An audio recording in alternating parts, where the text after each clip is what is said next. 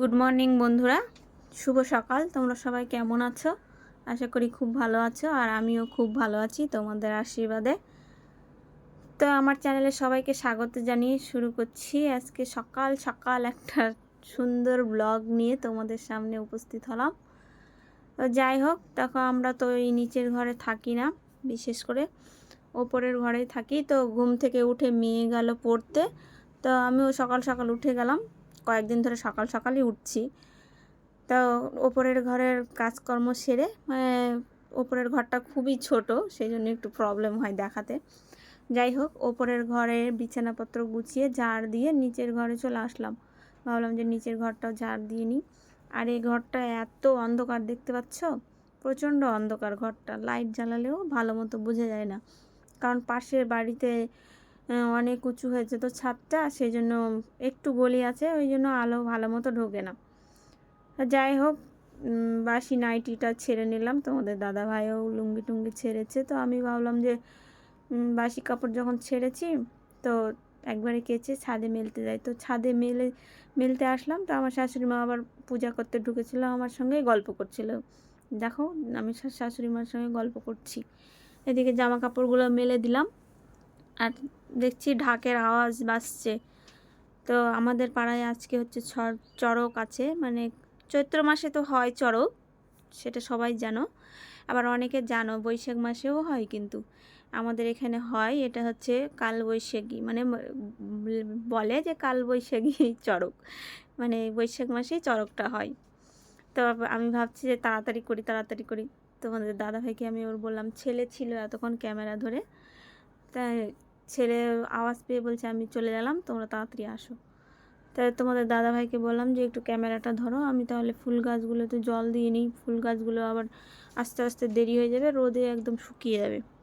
তো তোমাদের দাদাভাই ক্যামেরাটা ধরেছিল, তা আমি ফুল গাছগুলোতে জল দিলাম। আমিও তাড়াহুড়া করছি যে নাচ দেখতে যাব, কারণ চলে গেলে তো আর দেখতে পাবো না। আর ওরা গেছিলো হচ্ছে ভোরবেলা, যে রাত 3টে-4টেয় যে যায় শ্মশানে মরার মাথা নিতে, পুজো করতে। তো ওরা হচ্ছে শ্মশানে গেছিলো মরার মাথা নিতে আর পুজো করতে। ওগুলো করে চলে মানে আসছে, ওটারই আওয়াজ পেয়ে আমি মানে তাড়াতাড়ি করছি যে কাজগুলো সেরে তাড়াতাড়ি যাব। তো দেখো ফাইনালি চলে আসলাম, তো তোমাদেরকেও দেখিয়ে দিয়ে একটু দেখো। না না, আমি আসি তো।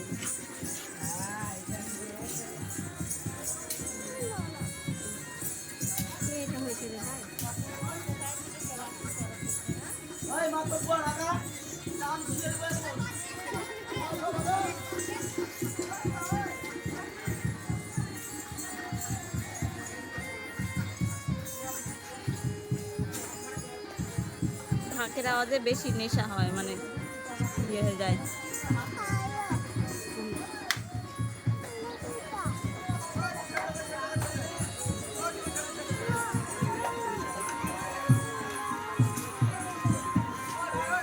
না আমি আসি, আমাকে ধরো।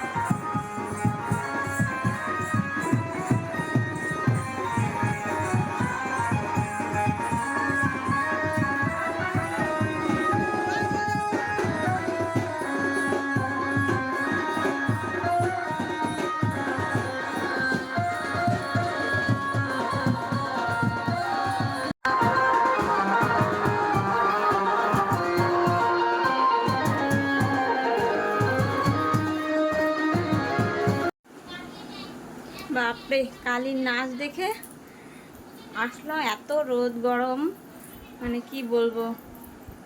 যাই হোক, তোমরাও দেখলে, তোমাদেরকে একটু দেখাতে পারলাম, সেই জন্য আমার খুব ভালো লাগছে। তো এখন একটু রান্নার দিকে যেতে হবে। 8টা বেজে গেল, কারণ আমরা সকালবেলা মানে মুড়ি টুড়ি এগুলো কিছু পছন্দ করি না, ভাতটাই খাই। তো যাই, যা প্রচণ্ড গরম পড়েছে আর রোদ পড়েছে, বেশি বেলা করেও রান্না করা যায় না। তো যাই হোক, এখন রান্নাটা সেরে নিই, রান্নার দিকে যাই। কি রান্না করছি তো তোমাদেরকে পরে বলছি, দেখাচ্ছি। এখনও ডিসিশন হয়নি কি রান্না হবে। তো চলো।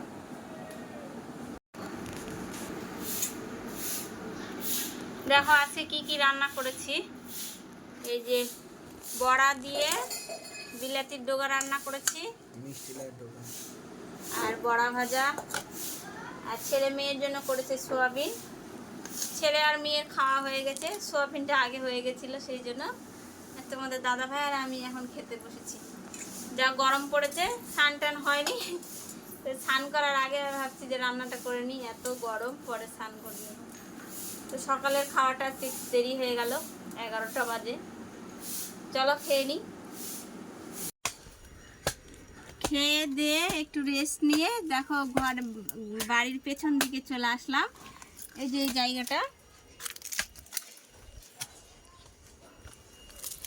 এই জায়গাটা পড়ে আছে, তো সেই জন্য ভাবলাম যে মাটি দিয়ে এখানে একটু সবজি লাগাবো, তাহলে বাড়ির একটু সবজি খাওয়া হবে।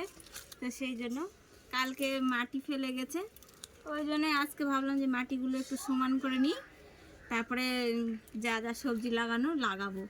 তা আমার ছেলে দেখো কোদাল একটা নিয়ে এসছে, ও পারবি না, রেখে দে, বাবা আর একটা কোদাল নিয়ে আসুক। একটা নিয়ে এসছে, ওটা দিয়ে আমি করব, আর তোমাদের দাদা ভাই আর একটা নিতে গেছে কোদাল, দুজনে দুটা করব। আর একটা জিনিস দেখো, আমার ছেলে দেখো কেশর গাছ লাগিয়েছে, কত বড় হয়েছে গাছটা। এই যে দেখো, এটা হচ্ছে কেশর গাছ। আমি ভেবেছিলাম যে এটা সিম গাছ, তোমাদের দাদা ভাই দেখে বলছিল যে এটা সিম গাছ, কিন্তু সিম গাছ না, এটা কেশর গাছ। আমার ছেলে লাগিয়েছে, এইটুকু ছিল, কত বড় হয়ে গেছে। দেখো তোমাদের দাদা ভাই আসছে, এখন মাটিগুলো সমান করা হবে, নয়তো গাছ লাগানো উঁচু নিচু থাকলে হবে না, সেই জন্য।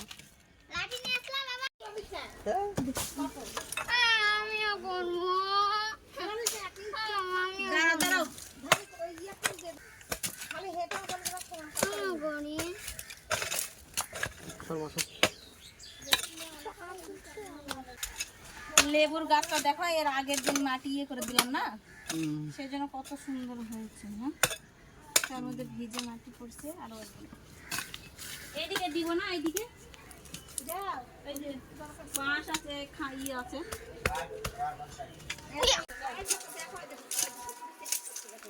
ওই এখানে ঘিরে দিতে হবে, নাহলে থাকবে না। ওদিকে নিচে নামান যাবে না, গাছ আছে।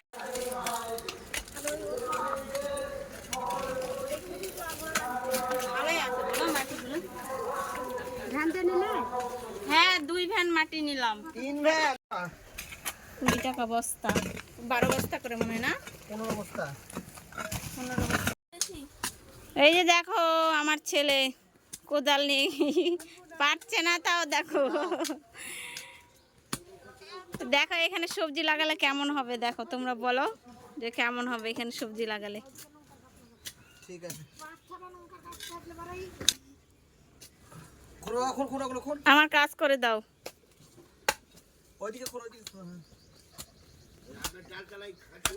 এইদিকে দেখো আমার মেয়ে দাঁড়িয়ে আছে, এইদিকের পরিবেশটা দেখো।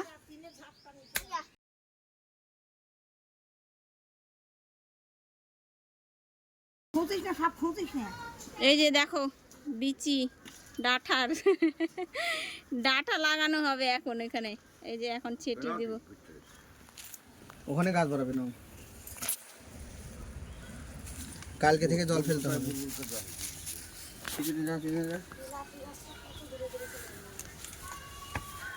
আগে ডাঁটা দিয়ে সাইড করি, তারপরে অন্য অন্য গাছ লাগানো যাবে।